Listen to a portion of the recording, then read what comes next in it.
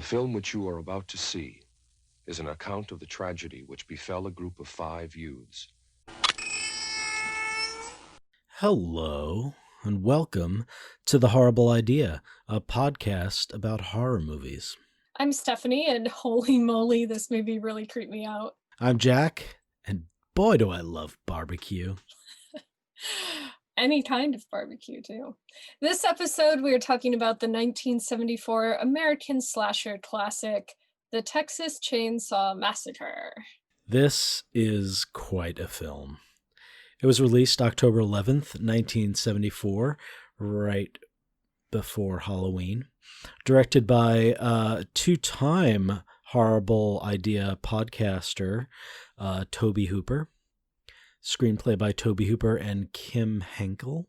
And this was shot on, a relatively shoestring budget. The numbers are lost to the mists of time, but it's estimated between 80,000 and 140,000.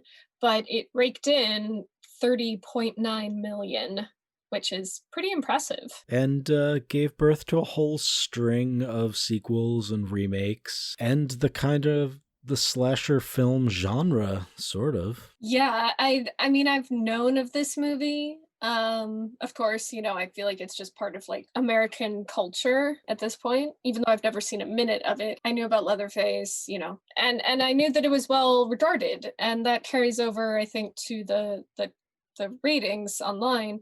So it's got a 7.5 out of 10 on IMDb, and on Rotten Tomatoes, the critics and the audience are pretty close together on this. Critics are 88% and the audience is 82%. Yeah, and it was a good movie. It was much more artistic than I remember. Yeah, exactly. I don't know that I was expecting anything like terrible or non-artful, but I guess it was even more elevated than I was expecting. Some of the like interesting camera angles, the score was really great, the use of light, the way like the headlights would kind of fill the screen or the moon. Yeah, there's a lot of really like interesting and even beautiful shots in this. Yeah, and I found myself comparing it a lot to Friday the 13th because in its bones, there's like some similarities. There are these hippie kids, you're in woods at one point, and it's a slasher film, but it is way, way different. Like just the tone of the camera and just like the gaze of it is really sort of detached and a lot more like, it seemed like at times I was watching like a dramatic recreation of something that actually happened. Yeah. Instead of that sort of perverted sort of gaze. Right. And it even didn't have, at no point was the camera like the murderer, nor was it the victim. It was sort of always separate.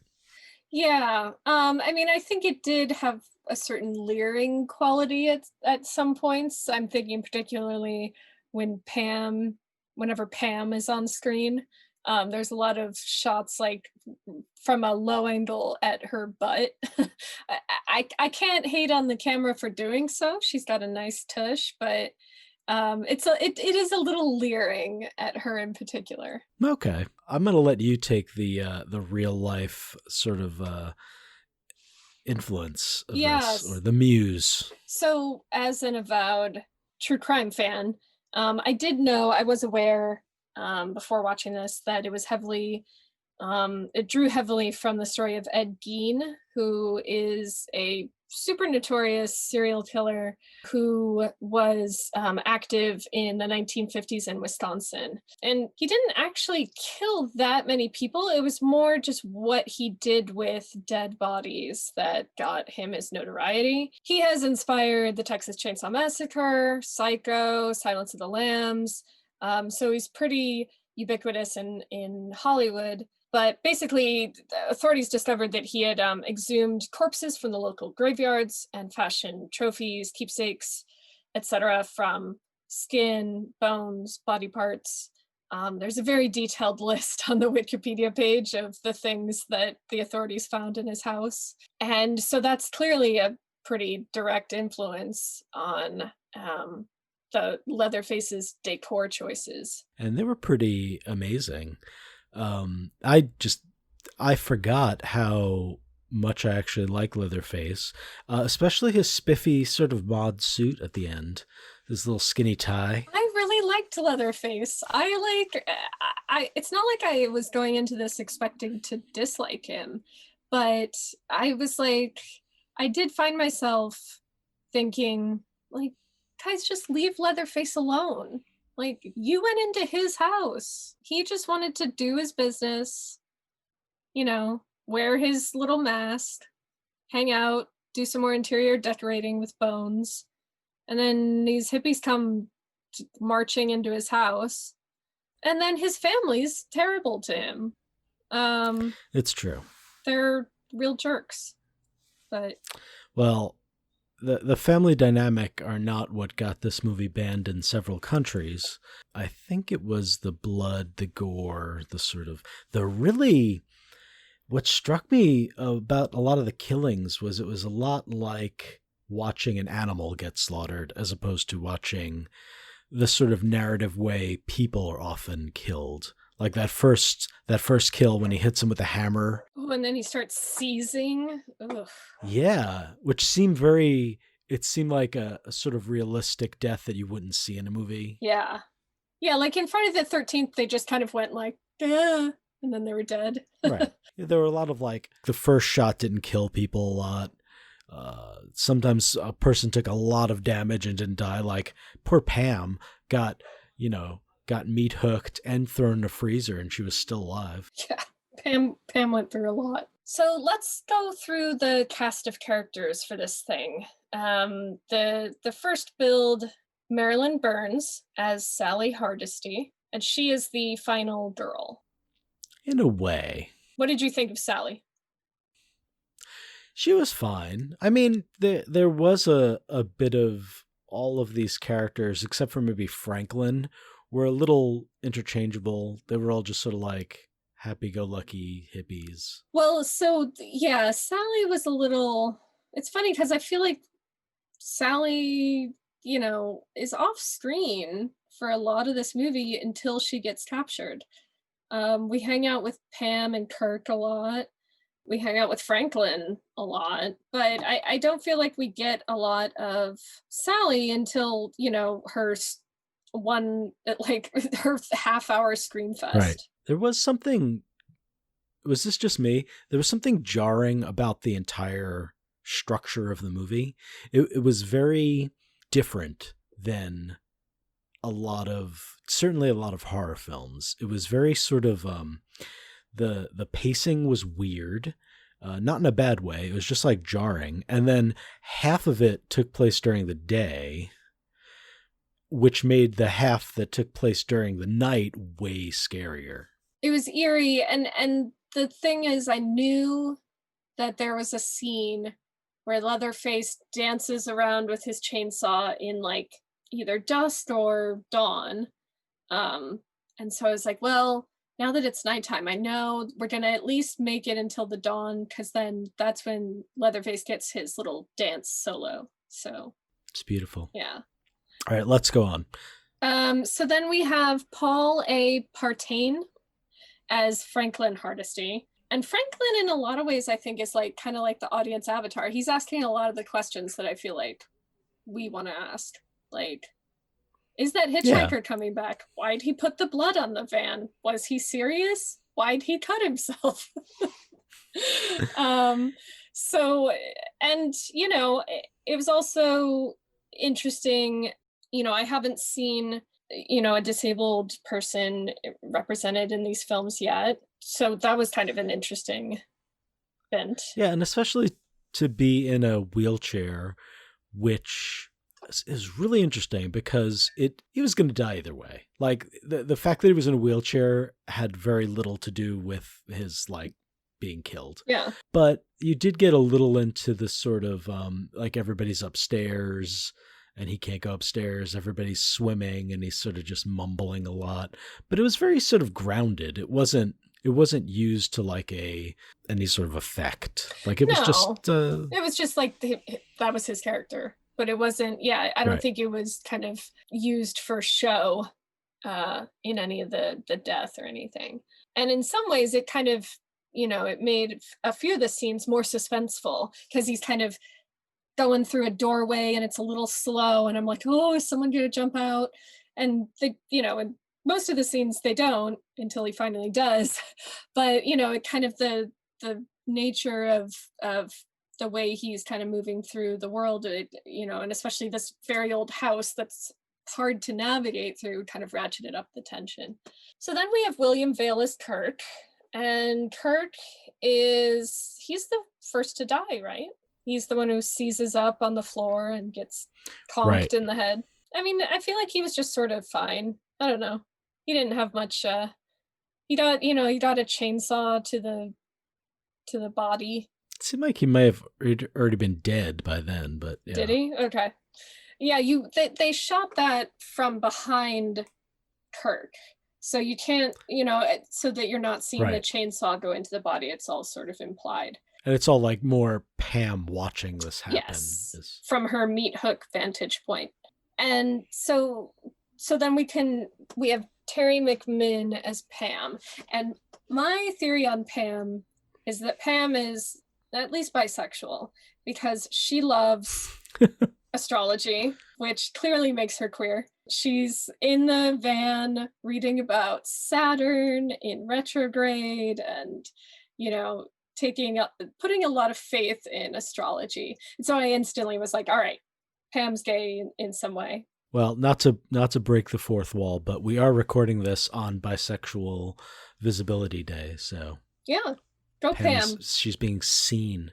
This is headcanon for me. She's bi. So Pam is dating Kirk or fooling around with Kirk or doing something with Kirk, and she's wearing these tiny little shorts, very cute, kind of a backless halter top. And that shot of her walking up to Leatherface's house after Kirk has already gone in there and, kind of disappeared, stopped talking, where it's shot from below with the house sort of looming in front of her. And you just see like her little shorts and her bare back. And she looks very vulnerable walking up to this gigantic house that's clearly, we already know, is a bad place to be, and things do not get any better for her. Anybody with two eyes knows that this is a bad place. Yeah, I mean, this is a classic bad idea protagonist scenario. So then we've got Jerry, played by Alan Danziger. I feel like Jerry was kind of a non-presence. He just sort of drove the van. He had cool hair. I kind of liked his hair. Yeah, I kind of thought he was a dork, but I think altogether they could have made a groovy band. Yeah. He just sort of like, he was hanging out upstairs with Sally, and then he went to look for Kirk and Pam, and then he's also dispatched pretty quickly by Leatherface. Everybody kind of goes quick. Yeah. I mean, except for Sally. Yes. She has quite a saga in the Sawyer household. So speaking of, we can get to the lovely family at the center of this tale. We have Gunnar Hansen as Leatherface, and has pretty much always been known as Leatherface, but has had different names throughout the years. I know one was Bubba. I think they called him Junior in another movie, but we can just call him Leatherface for our purposes. Yeah, like a lot of these movies that have a lot of sequels that I saw when I was young, I definitely got a lot of this confused with the second one, which gets a little more into the family and their, I believe, chili. Nice. So then Leatherface has a brother who is known in this film as the Hitchhiker, played by Edwin Neal. And this guy is a real certified creep, 7 days a week. He may be the creepiest of them. Yeah, when he shows up in the van, I'm like, y'all should have known before you even opened the door that this guy was bad news. Like, he's just, yeah. So he like cuts his hand, and then he takes a photo of Franklin, and Franklin doesn't like the photo. The hitchhiker tries to get him to buy it. Franklin doesn't like the photo. So then he pours gunpowder on it and lights it on fire. He's got a whole little bag of tricks, and is extremely It's pretty creepy. much like when people tell you not to pick up hitchhikers, like this would be the like example of what a hitchhiker could do. Yes, this is the boogeyman that they tell you about. So, and then we have the cook, which played by Jim Sydow. Which, is this supposed to be their dad? I don't know. It's all little. It's sort of, little, and I know that there's like, I know just from kind of background text, that there's, you know, inbreeding in the Sawyer family, which I guess shouldn't be surprising. But so anyway, he has sort of some sort of paternal relationship with them. But right. So he is known as the cook. And he does not participate in the killings, but he benefits nonetheless. And then the nightmare of my entire life, Grandpa Sawyer, who just a real struggle look for Grandpa. Like, I mean, he's finger looking good. I wanted him to be dead. I really did. And then a fun little factoid that I didn't know. John Larroquette of Night Court and Richie Rich fame does the narration at the beginning. This is a true story, and etc. He's one of those actors that, you know, there's these actors that have been working for years and years and years or on various CSI / Law and Orders, and I knew him originally from Night Court, which I watched a lot when I was a kid, but I love John Larroquette. He's just this, he can play it drama, he could play it comedy, but he's always just on the ball. And he's got a great voice, so he's a good pick for the, you know, narration. So on that note, now that we worked all the way up to the opening narration, we can kind of run through the film. So I really liked how it opens with that narration of this is a true story, and like the crawl. It was like the Star Wars crawl, but very similar. But before Star Wars came out. And I also really like the device, which has been used in other, I think it's used a lot in horror or thrillers, but having sort of the newsreel, the newscast kind of read over the opening, which kind of really sets a tone, like they're reading some news stories about the grave robbings, and I thought it really kind of set an eerie tone, made you feel like, oh, this is in our world, and kind of, it sets a good eerie opening play. Yeah, and then it had that thing that so many horror films have, which is that weird sound, that sort of like creepy sound that they were doing to the flashes of the camera. But I mean, you've heard that same sound in like a lot of modern. I really didn't like that. Yeah, all of that, like just bare flesh and teeth and I was pretty grossed out from the get in this movie. But so it's like, oh, fun times with the teens in the van, and they're in town to visit Sally and Franklin's grandfather, because they've heard the stories of the vandalism. And then they while they're in town, they want to go visit the old homestead. So that's where a lot of the action of this film takes place, is this old, you know, very run down, abandoned home. Yeah, and when they get into town, they're sort of looking for this house, and the locals are like, oh, you don't want to go over there, you know? Yeah. On the way, that's when they pick up the hitchhiker. And he, you know, thoroughly creeps them out, cuts his hand, cuts Franklin, poor guy. With a straight razor. Yeah, does the weird thing where he puts the gunpowder on the photo of Franklin and lights it on fire. And he finds every single beat of this hilarious. He's just cackling through the whole thing. So then they kick him out. They're like, get out of here.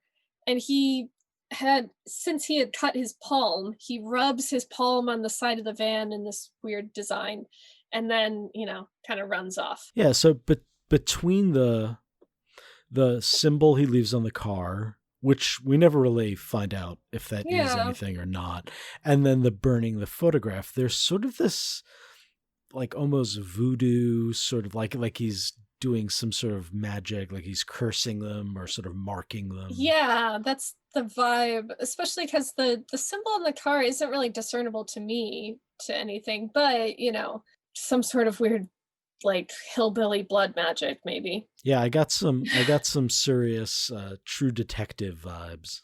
Yeah. So then also before they stop, they're running out of gas. They stop at a gas station. This gas station, apparently they only have a guy that comes out and washes your windows because their pumps are empty. The gas station proprietor is, seems like a fine guy. But they said, oh, come back once we have fuel delivery. So they get to the house. Kirk and Pam, Franklin tells them where the swimming hole is because he and Sally spent time here as kids, so he knows the lay of the land. So Kirk and Pam go out swimming, and Jerry and Sally are upstairs. Franklin's kind of on his own, and he's a little bitter. I really liked when he was just mocking their laughter and blowing raspberries. I was like, that seems like something I'd do when I'm feeling especially petty.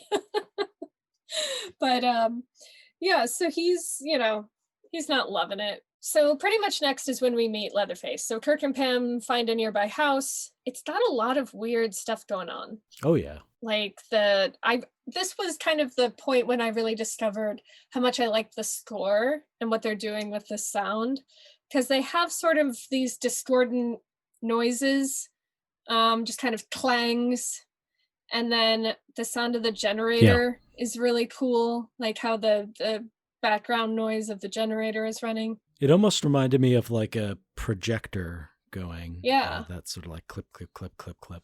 They stumble around this house, looking for gas. Pam waits outside. Kirk starts knocking on the door, kind of being a dick about it. Knock, knock, knock. Nobody's answering. Finally, he just sort of pushes open the door and sees this red room of death, like what is very obviously a red room of death. And it's full of, animal heads mounted on a wall. And all of a sudden, somebody grabs him, and this metal door slides closed. Oh my God, when the metal door slid shut, when we first saw Leatherface and the metal door slid shut, I was like, oh, I was so creeped out. Yeah, but it's well done. Yeah, and yeah, the metal door is really creepy. I will say this movie at large has a lot of, it pulls in so many of the things that are creepy about extremely rural areas. And I've lived in two of those. I lived in Montana in a town of 65, and I lived in rural Michigan in a town of 1,200. So there is a very specific kind of creepiness to rural spaces that this movie really picks up on. Yeah, and as a city slicker, that is extra scary to me. Because it's this sort of alien. But yeah, and when Pam comes in looking for Kirk, you get more of that. She stumbles into this room. There's chicken feathers everywhere. There's a chicken in a cage. There's like bones and turtle shells. So I will all say, this weird stuff. I will say, when she first stumbled on the floor and then like they cut to the chicken, I laughed out loud. I did just too. That chicken in the cage. It was almost like the dramatic chipmunk. Like it just really made me laugh. But it was also funny because they were cutting around to like, there was that weird couch skeleton. It was like a skeleton couch, and then human skeleton couch. And then there's, a bunch of human skulls in a pile. But then they cut to some things that I didn't think were that were a little more innocuous, like just a turtle shell. And I was like, well, all right.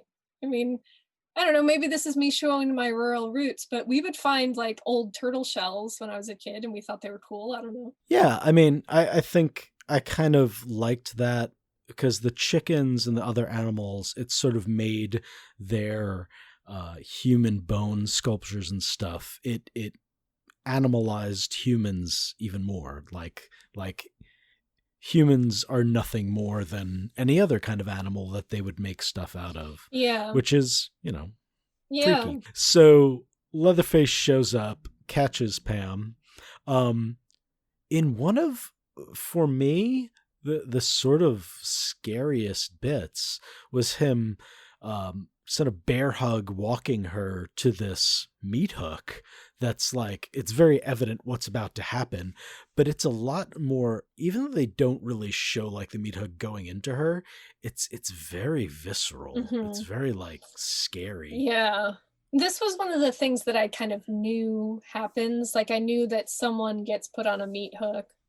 But it's also the first time that you really kind of realize what a big, like strong, foreboding presence Leatherface is. I mean, obviously the first time you see him, you realize he's a big guy, but the way he kind of bear hugs from behind Pam and just kind of like, very easily carries her down the stairs and puts her up on the, it really kind of brings into relief how big and strong and imposing Leatherface is. Right. And a thing we didn't talk about earlier on was in the car and with the hitchhiker and all through the beginning, there's a lot of talk about slaughterhouses. Like they pass a slaughterhouse and they're talking about how like various people have worked in the slaughterhouse and how they're changed from the, the sledgehammer to the head to the air gun, a la No Country for Old Men. And the hitchhiker kind of laments this, he says, no, the old way is better. My family worked in the slaughterhouses. And, kind of the idea is that their family's been put out of work because now they have this, someone could just walk around with this air gun device.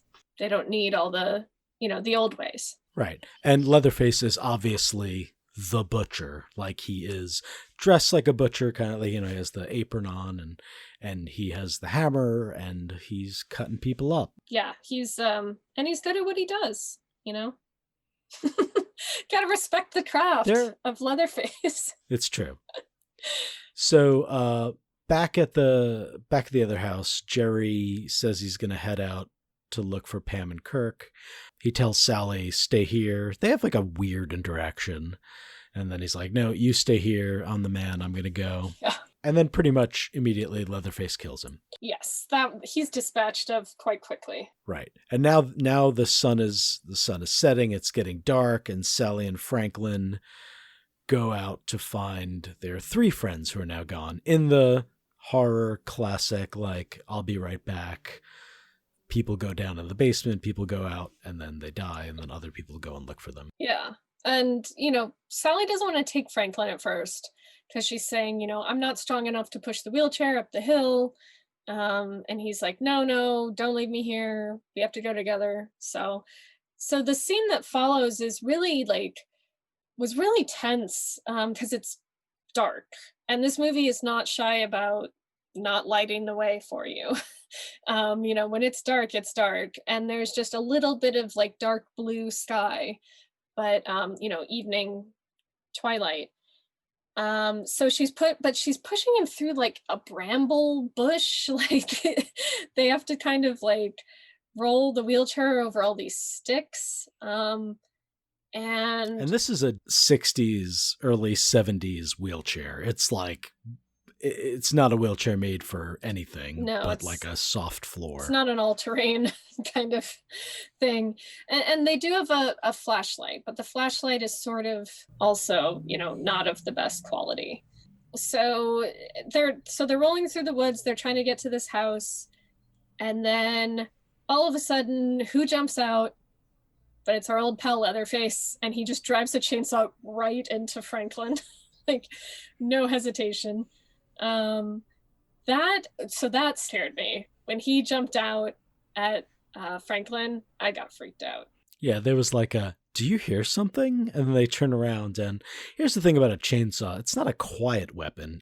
Not a lot of ninjas use chainsaws. I guess he just immediately started it and killed them, but it happened quickly. Yeah. And you wouldn't think looking at him that Leatherface is very stealthy, but apparently he is. So then Sally, does one of her flees to safety, her ill-fated flees to safety. So she runs to the gas station where they had been earlier. And the gas station owner, he tries to calm her down. He's like, it's kind of a creepy scene. He's sort of like caressing her face. And I get that maybe he's trying to calm her down, but it's weird. And then It is also like on a second viewing or even just thinking back, like you don't know if he's a good guy or not, this gas station guy. Oh yeah, I didn't. And he's acting weird, but it also might just be that it's a weird situation. There's a lot of levels going on. I liked it. I like the sort of not knowing. Yeah, because he does like go out and look. He like kind of looks around the corner like, oh, I don't see anyone. And then he's like, all right, we're gonna go get the truck and we'll like, where were they going? I don't know. He just sort of started saying, he's like, we'll bullshit, go get help. but then he turned around and he had some rope and like a burlap sack. And yeah, he's when like, he came out with the don't rope, make this any harder. That doesn't have to be. Yeah, that was crazy. Well, and I think that's also when she kind of looks around and she sees some like sausages and some other meat, right, like being cooked, and it's not clear that it's like human meat, but it's just sort of an implied creepiness. Yeah.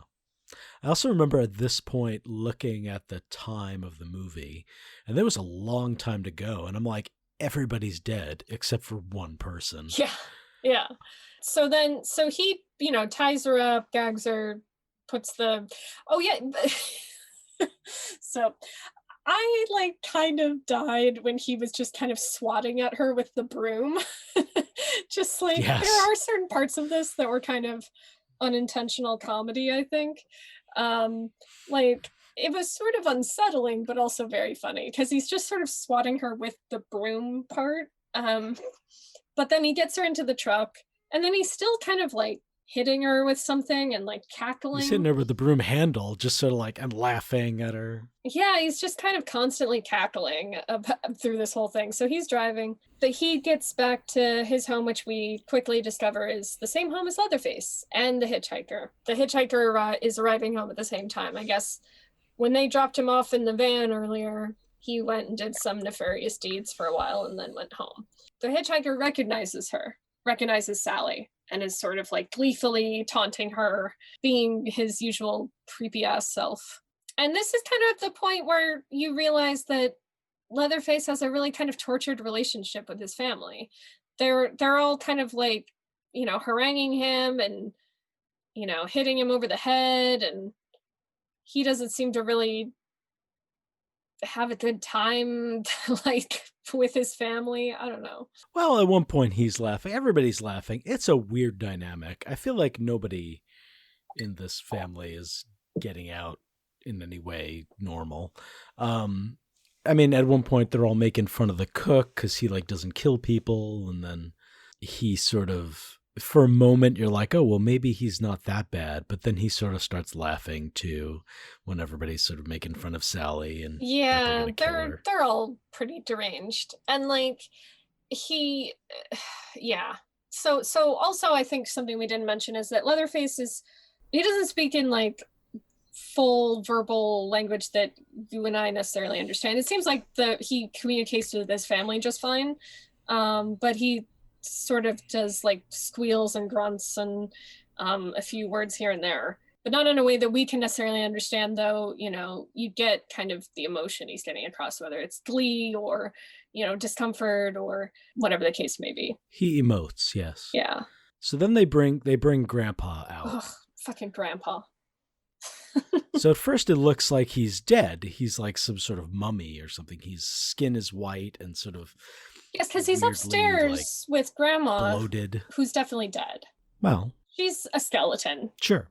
Like, I mean, it looks like Grandpa's dead as well. But they bring him down, and then they give him a little suckle. They cut her finger and feed it to him. And when he starts to suck at it, I literally was just like, ugh. It's the grossest thing I've seen so far in these movies. I was thoroughly icked out. Oh my God. And that was some of the on-screen blood that was real. Oh yeah, they really cut her finger. And why not? Ugh. Ugh. So gross. So grandpa sucks on her finger. I guess he gets his nourishment or whatever. Then a really weird thing happens where they have this other little hammer and they're trying to put it in grandpa's hand and have him kill her. And they have her head like on top of a bucket and they're just like kind of like lightly hitting it. Yeah, And he although keeps she is dropping bleeding, it basically because he's, not strong enough to hold this hammer. But they say, grandpa's the best slaughterer from the slaughterhouse, so he's got to do it. And this whole time Sally is just like screaming. There are all these really cool like close-ups of her eyes and even like the veins in her eyes as she's just kind of wildly looking around and screaming. yeah, it's sort of it's an animal fear. Yeah. That is. And it's a that is in very her. weird dinner scene. So it's funny how they kind of set up this dinner table, and the whole dynamic is sort of like a classic 1950s family, right? So the gas station proprietor is like the dad. Leatherface has on one of his masks that has like a curly hair and some makeup. So he's, kind of coded as, the woman, and he's cooking. He's got like a little apron on, I think. He's, preparing the meal. The hitchhiker is like the son. And then grandpa is just the weird ghoul that no one ever wanted to exist. God, I hate him. And every family has one of those. Yeah. And then Marilyn's But Sally sort of. Sorry, Sally, not Marilyn, the actress's name, but Sally is the guest of honor. Yeah. And so she struggles out of this weird hammering and then jumps out the window and flees.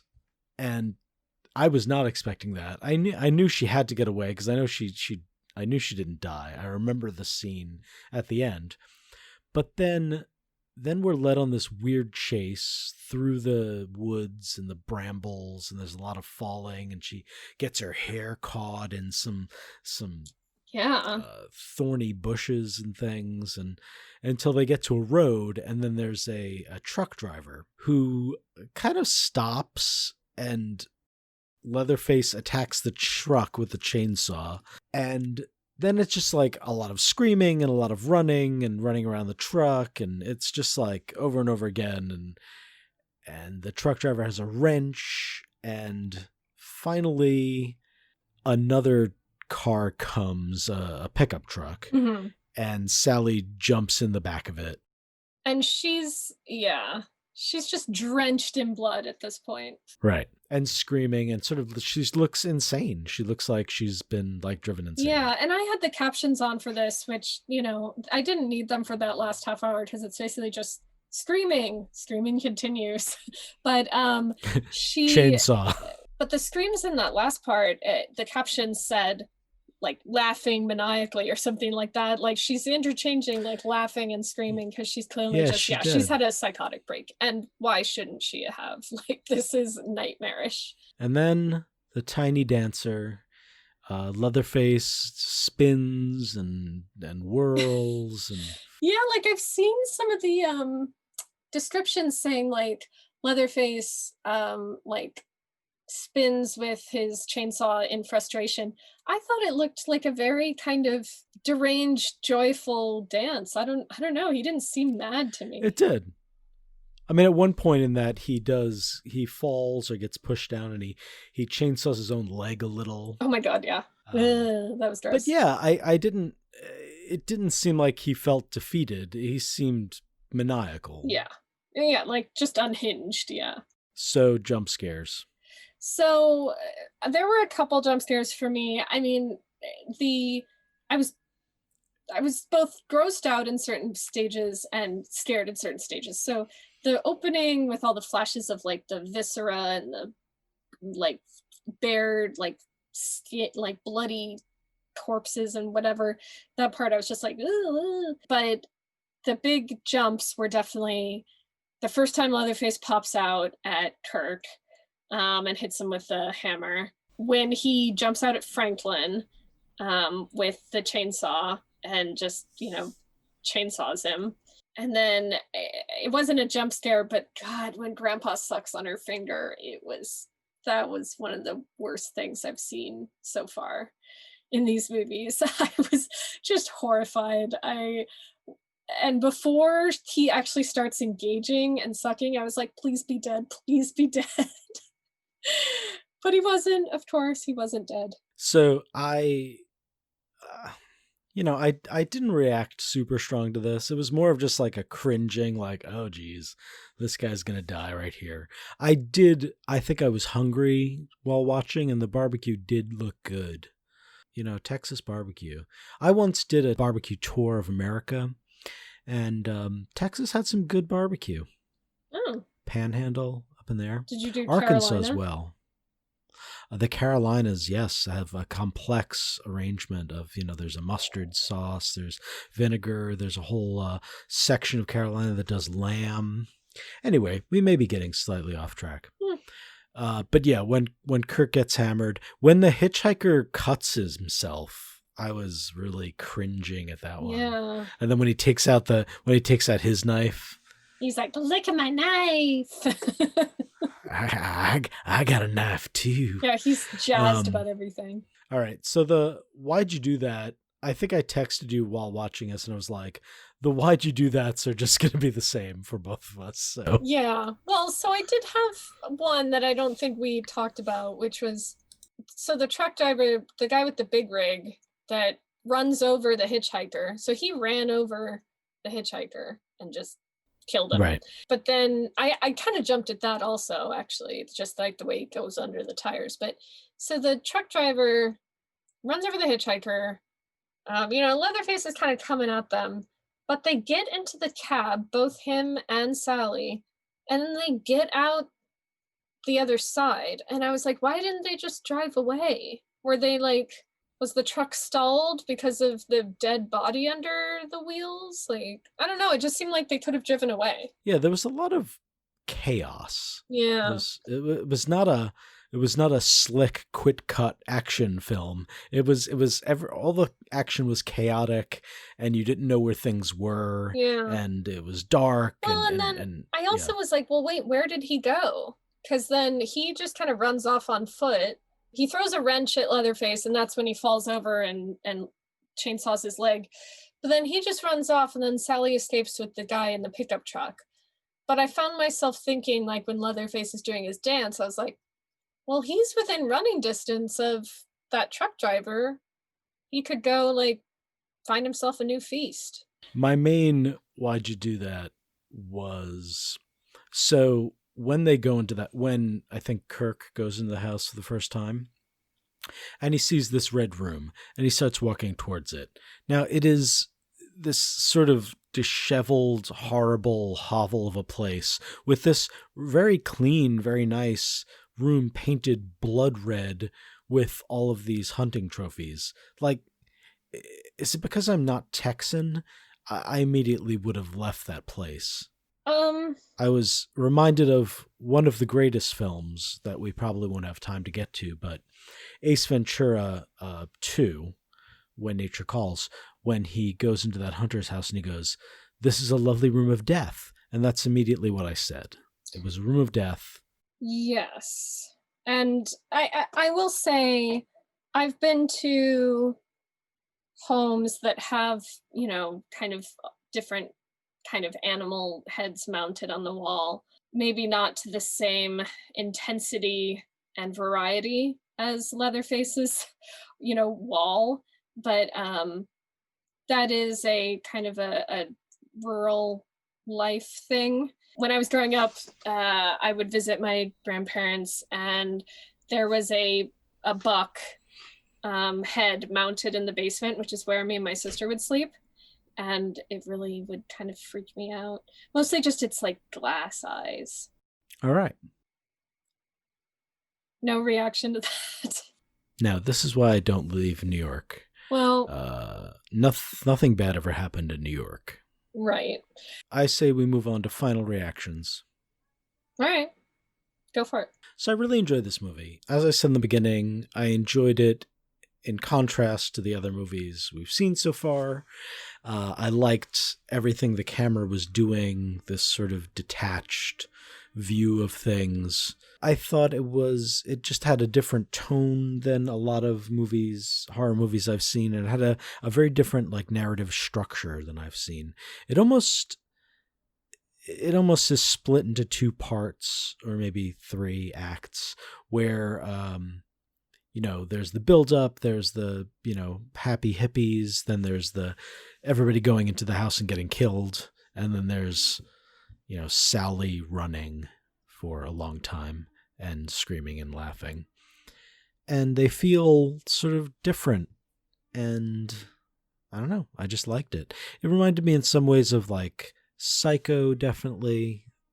There was some of the definitely the Eli Roth and sort of the torture porny horror films of the 2000s, of which I've only seen a few, but it's very much, they're all taking a lot from this movie. So scare factor, it was scary. Yeah. There were some jumps, there was some ews. I'm going to give it a 7. And entertainment factor, I'm going to also give it a 7. I liked it. Well, we're to crib from another podcast, we're in the hand-holding club on this, because so for scare factor, I also rated it 7 out of 10. There weren't a ton of jump scares, but it does back up all of the kind of creeping fears that I've felt when out alone, or out with just a friend in a really rural area where there aren't a lot of lights, where there isn't a lot of traffic, where there's kind of a lot of homesteads where they have the detail of all of those cars under the chicken wire. It was a really interesting point to me, because I have this thing that I reference a lot, which is that pretty much every house that I was near growing up in Michigan had at least like 3 or 4 cars in the front yard, and each one of them had something else wrong with it, and they were all like being worked on. So that detail really hit home for me. And so, I didn't grow up in Texas, but I think minus the physical environment, this is very much familiar to me. So the idea that any kind of random house I might drive or walk by could be a house of horrors like this is freaky. So scare factor, 7 out of 10 for me. And then the entertainment factor, also 7 out of 10. I found the camera work really interesting, all the shots from below. I thought that it was they did a lot with not a lot of budget. They had some really interesting artistic choices, especially, the score. And I thought that the pacing was good. It was a little longer, I think, than Friday the 13th, but I felt a little bit more engaged in it than I was in that. So yeah, overall 7 out of 10 for both for me. And I think watching this really solidified that Steven Spielberg directed Poltergeist. Yeah, I mean, it's funny, after that episode, I kind of went on Twitter and was reading some threads, and it's a very hot debate to this day, with, people having very strong feelings on both sides. So, but yes, Tobe Hooper did an amazing job. Yeah, I enjoyed it. All right, our next episode, we will be going once again forward in time to 2013's The Conjuring. Yes. The first in the greater Conjuring shared universe of various conjurations. Yeah, and this one, I think, I picked this one because I expect it to really ratchet up the scares for me. Ghosts and supernatural thrills tend to be the most scary to me. And I'm sure I will be moved. I think I predict that we might get a couple frights from you. We'll see. So in the meantime, follow us on Instagram. We're at The Horrible Idea. On Twitter, we are at Horrible Pod. Please rate us and review on Apple Podcasts. Give us 5 stars. Give us a little review. Those ratings definitely mean a lot. but also you can find us on Stitcher, Spotify, basically wherever podcasts are found. Yeah, and reach out to us on one of those medias if you have movie recommendations, if you have some interesting facts about The Conjuring or one of the other movies we've done, or just say hello to us. We want to hear from you. You could also email at us at thehorribleidea@gmail.com, and all of these horribles are HORROR, horrible, because we can't spell. Yes. So that's it for this week. We'll see you soon. Don't be afraid. Mwah.